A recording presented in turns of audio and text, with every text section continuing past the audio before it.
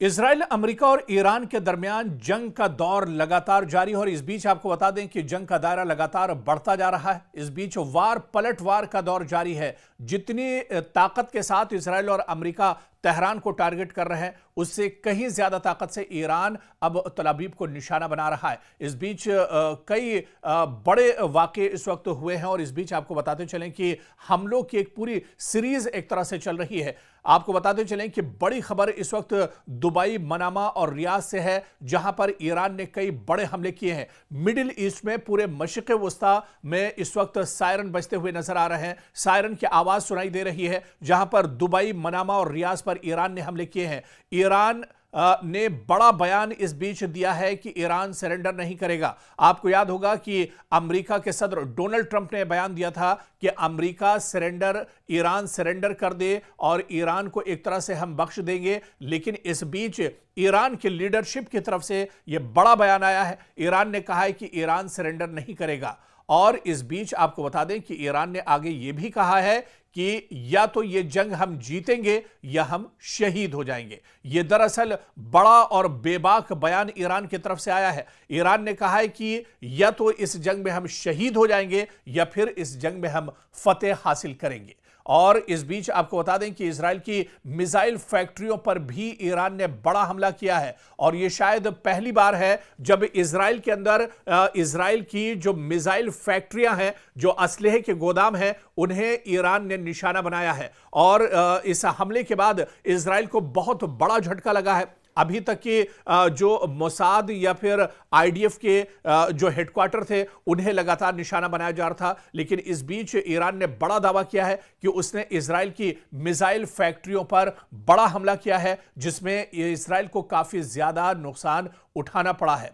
इस बीच एक और बहुत बड़ी खबर आ रही है। दरअसल ईरान ने अमेरिकी थार्ड को तबाह कर दिया है। जी हां, वो भी एक दो जगह नहीं, 3 जगहों पर अमेरिकी थार्ड को ईरान ने नुकसान पहुंचाया है। आपको बताते चलें कि ईरानी फौज ने अमेरिका के मिसाइल दिफाई निजाम थार्ड को निशाना बनाया है, जिस पर अमेरिका को बहुत ज्यादा नाज था, जिस पर इजराइल को बहुत ज्यादा घमंड था। मुत्तहिदा अरब अमारात, उर्दन और कतर में वाक़ अमेरिकी रडार सिस्टम को निशाना बनाया गया है। सैटेलाइट तस्वीरों में वाज़े तौर पर इन तीनों ममालिक में ईरानी हमलों के नतीजे में होने वाली तबाही को दिखाया गया है। अब अमेरिकी हुकूमत के इस बयान का मफहूम वाज़े होता जा रहा है कि ईरान जंग खींचने वाली है, यानी ईरान की जंग अभी कुछ दिन और चल सकती है। क्योंकि जब यह जंग शुरू हुई थी, उस वक्त डोनाल्ड ट्रंप ने कहा था कि सिर्फ 1 हफ्ते या 10 दिन तक यह जंग चलेगी। लेकिन आप देख लीजिए कि 1 हफ्ता गुजर चुका है, लेकिन इजराइल और अमेरिका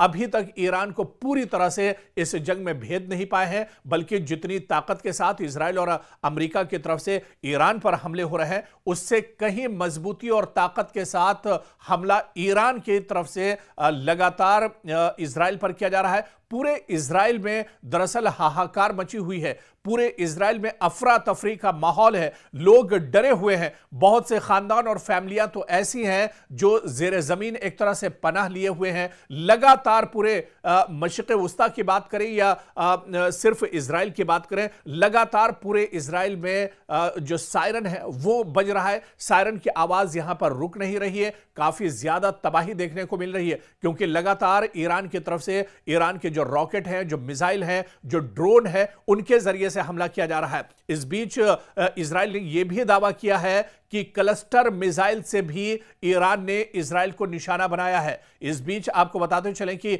ईरान ने भी कहा है कि शाहिद मिसाइल के जरिए उसने इजराइल पर हमला किया है। खुर्रम शहर 4 मिसाइल का भी इस्तेमाल अब एक तरह से ईरान कर रहा है। यह पहली बार है जब इस जंग में लेटेस्ट हथियारों का इस्तेमाल एक तरह से ईरान कर रहा है। शुरुआत में जो हमले इजराइल और तल अवीव की तरफ से के ऊपर ईरान की तरफ से हो रहे थे, उनमें दरअसल ईरान ड्रोन या फिर जो रॉकेट है या फिर जो पुराने मिसाइल थे, उनका इस्तेमाल एक तरह से ईरान कर रहा था। लेकिन अब जिस तरह से शाहिद मिसाइल, खुर्रम शहर 4 मिसाइल का इस्तेमाल लगातार किया जा रहा है, खैबर मिसाइल का इस्तेमाल किया जा रहा है, यह दरअसल ईरान की लेटेस्ट मिसाइल है जिसका इस जंग में पहली बार ईरान ने इस्तेमाल किया है। और शाहिद मिसाइल या खुर्रमशहर 4 मिसाइल दागने के बाद इजराइल के अंदर अफरा तफरी मची हुई है। इजराइल के अंदर काफी ज्यादा डर का माहौल बना हुआ है। इजराइल के अंदर चारों तरफ एक तरह से हाहाकार मचा हुआ है।